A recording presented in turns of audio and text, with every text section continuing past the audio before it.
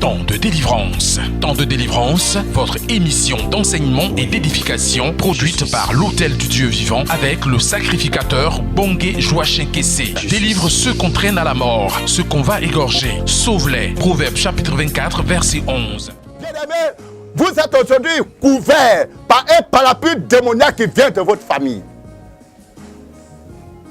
Vous êtes aujourd'hui couverts par un vent satanique qui vient des gens de votre famille. Ils sont trop dans votre vie. Ils sont trop au courant de ce qui se passe. Ils sont trop au courant. Certaines femmes ne peuvent pas s'asseoir dans leur foyer parce que dès qu'il y a un problème entre eux et leur mari, le problème est déjà arrivé en famille. Certains jeunes gens aujourd'hui ne peuvent pas s'équilibrer dans la vie. Ils ne peuvent pas s'organiser à cause de la famille.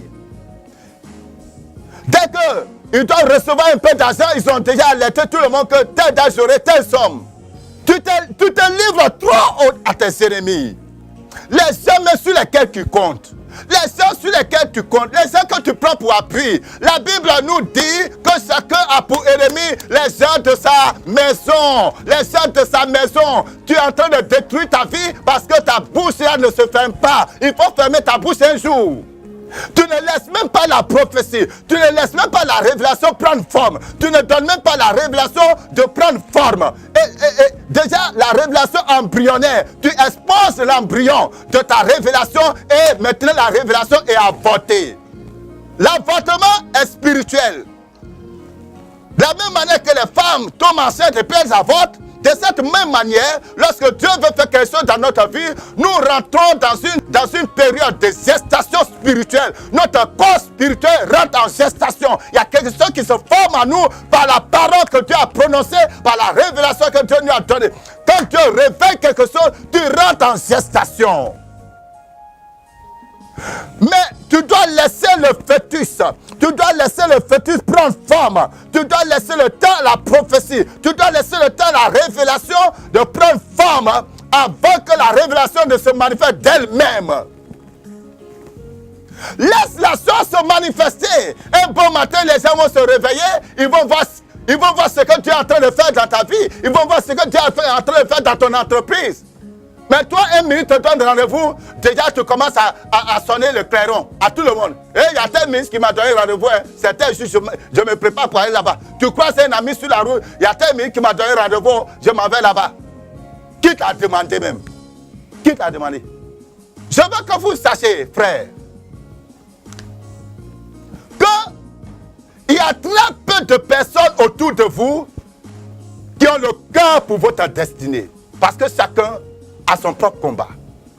Il y a très peu de personnes autour de vous qui vous aiment sincèrement et qui sont prêts à lutter avec vous pour que votre destinée se réalise. La quasi-totalité de ceux qui prient avec vous, de ceux qui rient avec vous, sont des gens qui sont là pour vous voir échouer. Je l'ai vécu. C'est pourquoi j'en parle. Au début, vous allez trouver des gens zélés. Vous allez trouver des gens engagés. Mais plus ils vont voir la grandeur de ce que Dieu veut faire avec toi, plus ils vont voir la gloire que Dieu t'a réservée, plus ils vont voir l'élévation qui t'est réservée, plus ils vont voir la puissance que Dieu te réserve, la renommée que Dieu te réserve. Leur cœur va changer. Ils vont commencer à devenir autre chose. Ils vont commencer à te regarder autrement. Tu deviens maintenant leur ennemi, leur adversaire. Ils te prennent maintenant pour un concurrent dans la vie. Ils vont commencer maintenant à se dire, donc c'est moi qui vais le suivre quoi. La pensée va changer. Vous les serviteurs de Dieu, je vous avertis frères, même les gens de votre communauté, vos collègues pasteurs, ceux mêmes qui sont autour de vous, qui vous aident dans le ministère, ne leur révélez jamais tout ce que Dieu vous a dit. Laissez les choses paraître. Votre bouche expose votre destinée. Le jeune Joseph, ignorant, naïf, a commencé à parler. Et au lieu de recevoir des encouragements, au lieu de recevoir des conseils, au lieu de recevoir la direction pour pouvoir rentrer dans ce que Dieu a dit sur lui, le petit a commencé à avoir des problèmes.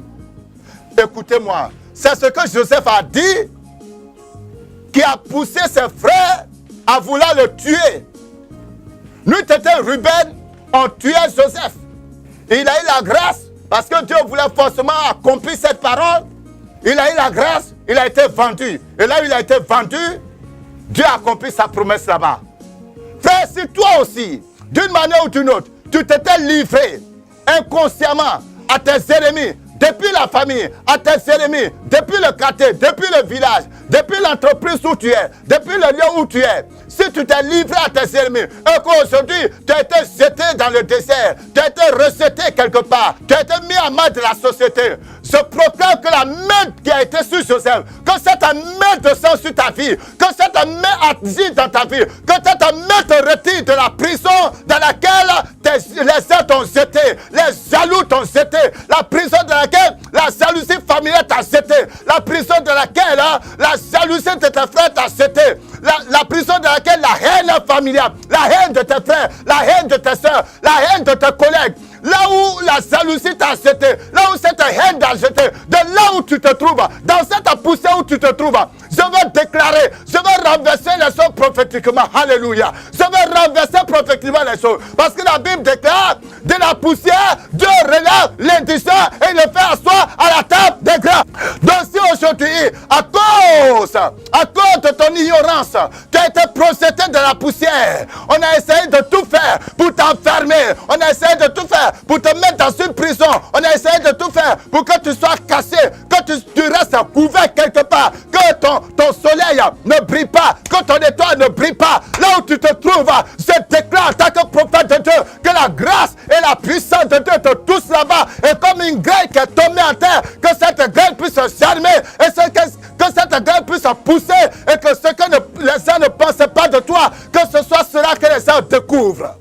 Chacun a pour ennemi les gens de sa maison. Toi, chrétien, tu as deux maisons. Tu as la maison biologique, la maison de ton père, là où tu es né, et il y a la maison spirituelle qui est l'église. Chacun a pour ennemi les gens de sa maison, my God. Chacun a pour ennemi les gens de sa maison.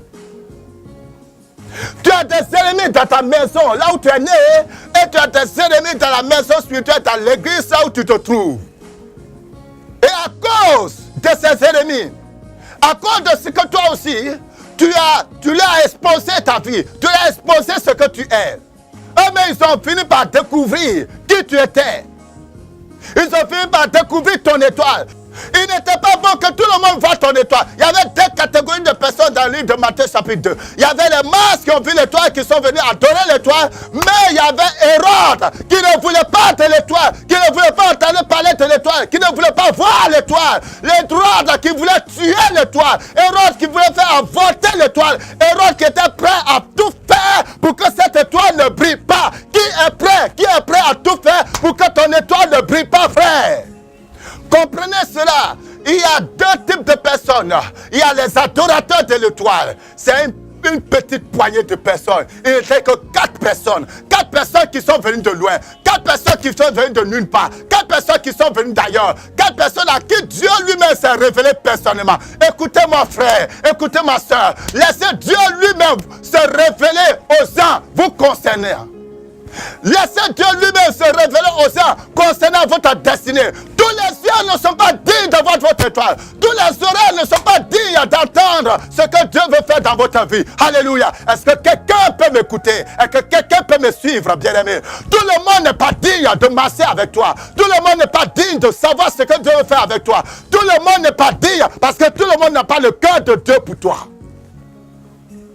Tout le monde n'est pas digne parce que tout le monde n'a pas été préparé pour toi.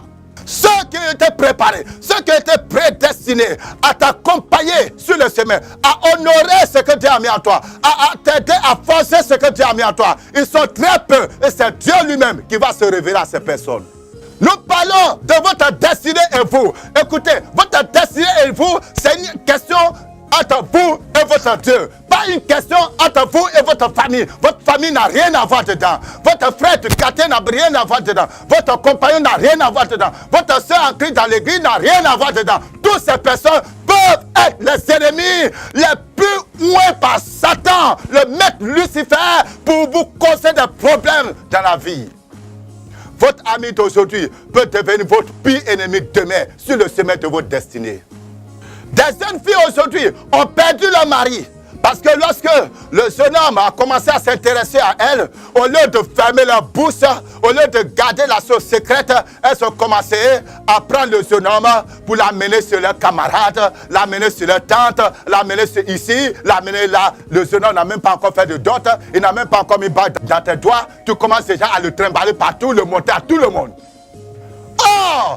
Tu as dans cette même famille tes grandes soeurs, tes tantes qui n'ont jamais connu le mariage. Et puis toi, une petite fille comme ça, c'est toi tu vas te marier et te marier avec quelqu'un que Dieu a béni. Te marier avec quelqu'un qui a une bonne destinée. Te marier avec quelqu'un qui est un homme d'avenir. Tu vas te marier avec lui. Par où tu vas passer? On va tout faire pour gâter ce mariage. Ils vont tout faire pour briser ce mariage. Ils vont tout faire pour détruire le cœur de cet homme, de ce jeune homme de toi. Et ne sois pas étonné demain lorsque ce monsieur te donnera d'eau pour aller marier ta camarade. Nos parents ont fait la sorcellerie la nuit dans les villages. Quand nous on vient à l'église, on dit on est converti. On dit on est en Christ. On fait nos sorcelleries dans l'église. On prie contre le frère, on prie contre la soeur. On cherche à détrôner le frère. On cherche à détrôner la soeur de sa position. C'est de la sorcellerie. Et cette sorcellerie s'est installée dans l'église. Et c'est pour ça, frère, je vais te dire une chose. Si tu te trouves dans cette situation où ceux qui tu t'appuyais se sont retournés contre toi, d'ailleurs je prie que maintenant le Saint-Esprit ouvre tes yeux et que tu saches qui marche avec toi, tu sais qui est avec toi, tu saches ceux qui sont en train de prier avec toi, qui est qui. Il faut savoir qui est qui. Jésus savait qui était Judas. Est-ce que tu connais ton Judas?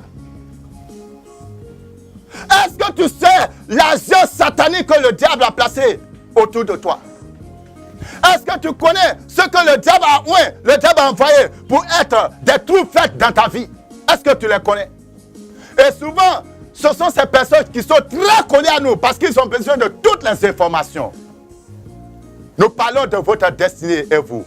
Bien-aimés, je déclare que la puissance du Saint-Esprit descend sur vous maintenant. Je prie et je commande une onction de révélation pour que vous sachiez, que vous découvrez qui est avec vous et qui est contre vous. Quelqu'un peut s'asseoir avec toi et être contre toi dans son cœur. Quelqu'un peut manger avec toi et être contre toi dans son cœur. Quelqu'un peut sourire avec toi et dans son cœur être en train de te maudire. Qui te maudit? Qui est en train de te haïr à l'intérieur de son cœur que tu ne connais pas? Qui est devenu un trou fait dans ta vie?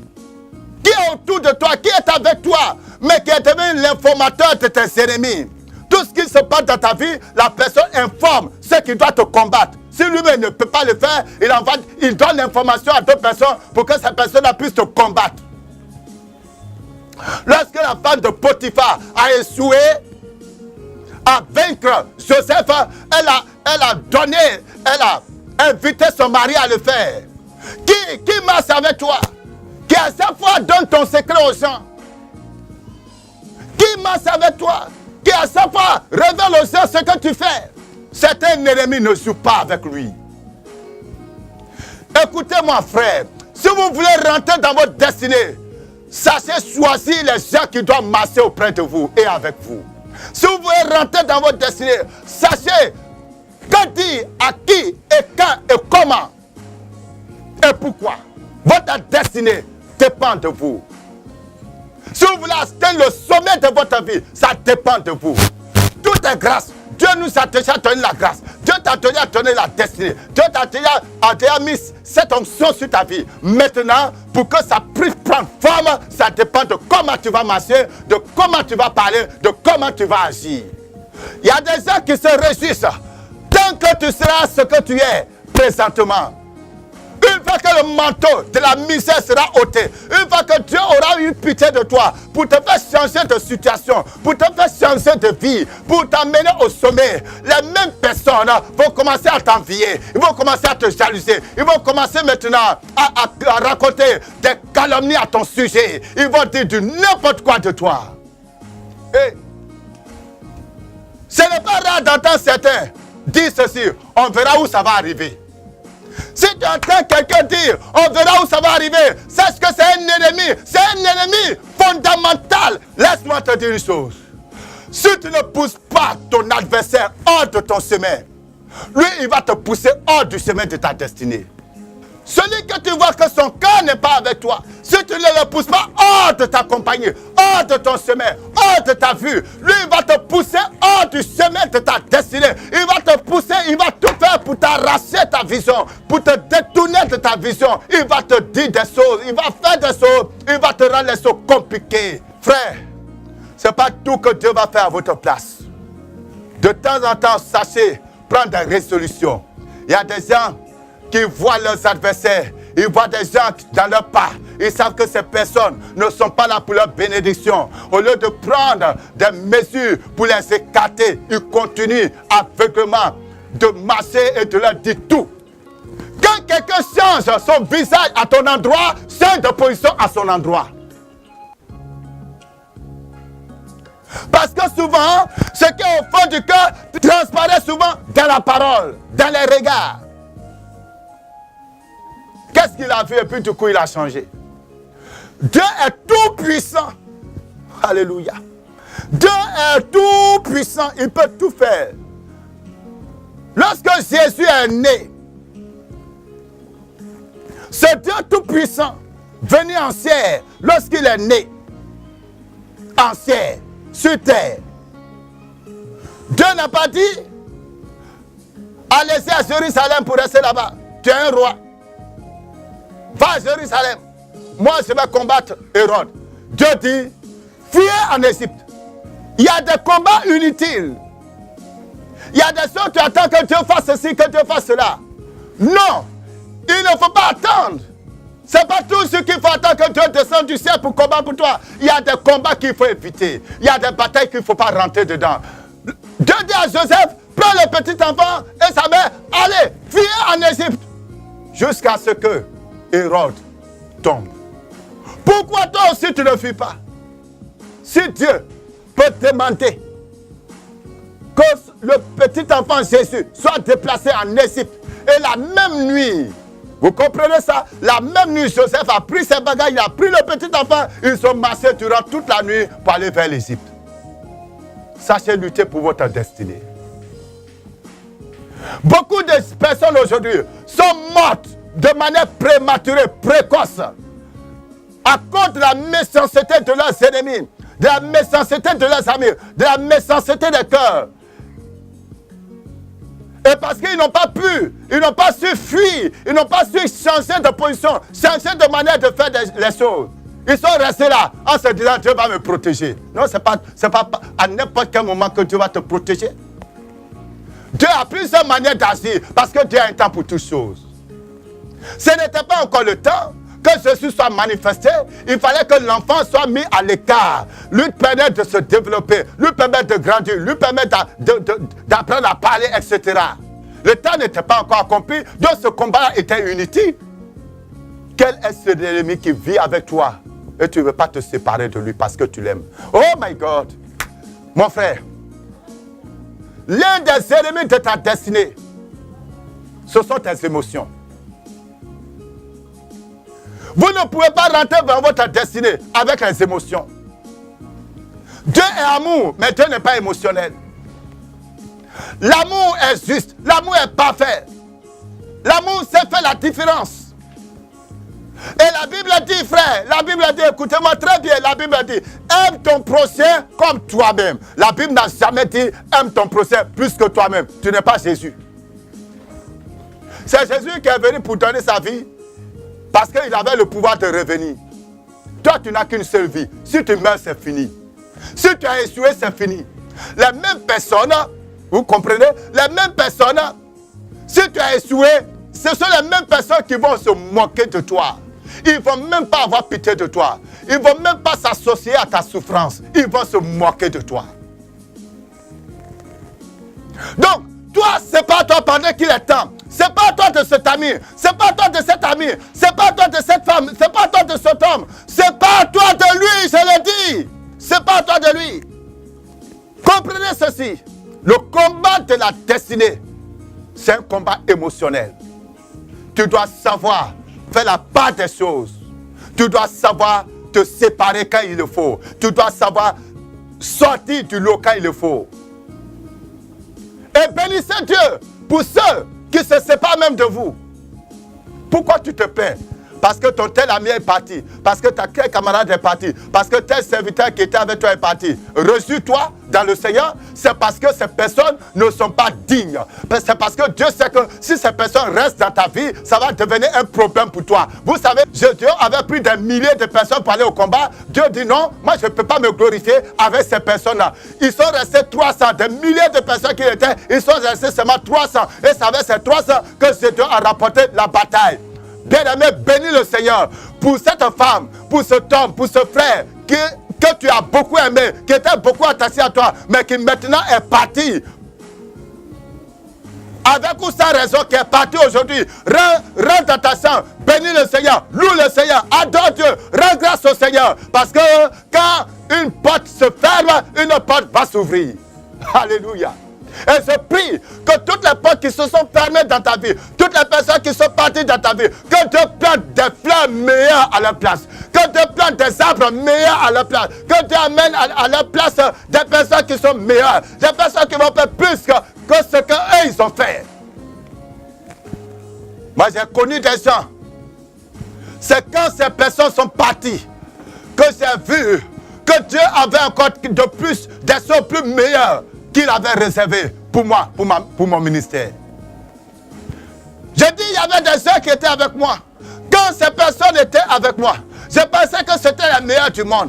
Je pensais que c'était les personnes indébouloirantes. Je pensais que c'était les personnes les plus loyales, les plus fidèles. Je pensais que c'est avec eux que j'allais faire tous les exploits. Je pensais que c'est avec eux que je vais atteindre le sommet. Jusqu'à ce que Dieu me dise, fils, tout ce que tu vois vont tous partir. Je ne pourrai pas me glorifier avec eux. Et quand ils sont partis, c'était douloureux. Mais j'ai mis ma confiance dans l'Éternel. J'ai mis ma confiance dans la parole de Dieu. Votre destinée, c'est une question de ce que Dieu a prononcé sur vous et non ce que Dieu a prononcé sur X. Votre destinée, c'est une question de relation interne, de relation secrète, de relation secrète que vous entretenez avec le Saint-Esprit, avec le Seigneur dans votre chambre, dans votre maison, dans votre lieu de retraite. Allez-y dans le secret avec Dieu. Comme Jacob l'a fait. Il allait attraper l'ange durant toute la nuit. Il a lutté avec l'ange durant toute la nuit. Et il a remporté la bataille. Et l'ange l'a béni. Alors séparez-vous des gens pour rester seuls et attraper Dieu. Et saisissez Dieu jusqu'à ce que Dieu vous bénisse et qu'il change votre vie. Oh my God. Il y a des gens qui sont autour de vous, qui sont comme des carquois, qui sont comme des casques autour de vous, qui sont comme des carcans autour de vous. Ces personnes-là, leur présence empêche la gloire de Dieu de vous toucher. Il a fallu que Jacob dise à ses enfants, à ses femmes, à ses esclaves, à tous ceux qui le suivaient, allez-y, dépassez-moi, continuez. Moi, je resterai là, je resterai seul là pendant la nuit pour que l'ange vienne croiser Jacob.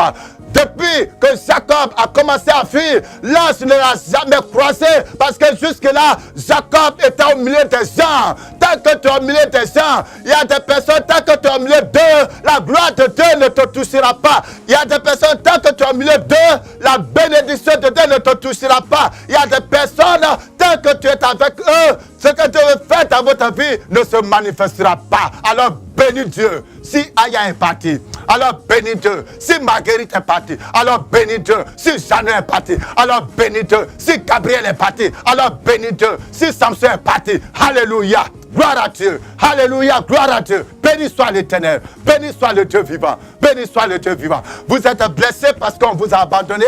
Vous êtes blessé, vous êtes attristé parce qu'on vous a délaissé. Oh non. De cette blessure va couler une source de vie. De cette blessure va couler une source de vie. Je déclare ce soir, je déclare maintenant que de la blessure de la solitude, de la blessure de l'abandon, de la blessure de l'humiliation, sorte l'huile de gloire. Que l'huile de gloire de l'Éternel, l'huile de grâce de l'Éternel descende sur votre tête et que votre tête soit élevée au-dessus de vos adversaires. Soyez bénis au nom de Jésus-Christ de Nazareth. Amen. Vous souhaitez réagir à cette émission? Voici nos contacts. 02 18 28 18 08 48 56 58. Temps de délivrance vous a été présenté par l'Hôtel du Dieu Vivant, situé à Yopougon-Toit-Rouge, face à la Poste. Paix et vie.